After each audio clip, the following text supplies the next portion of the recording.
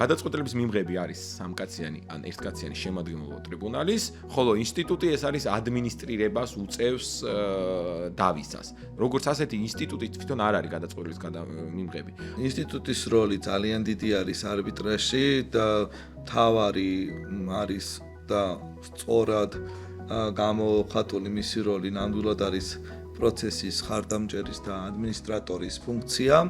არბიტრისთვის ძალიან მნიშვნელოვანი არის იმ კუთხით, რომ ინსტიტუტი გეხმარება შენ დავის წარმართვაში, იმიტომ რომ დავის პროცესში ძალიან ბევრი ლოჯისტიკური საკითხია. ეს ინსტიტუტები პირველ რიგში, რასაც მოდი ასე ვთქვათ, თავაზობენ იურიდიულ და ბიზნესებს, ეს არის წესები, ხო?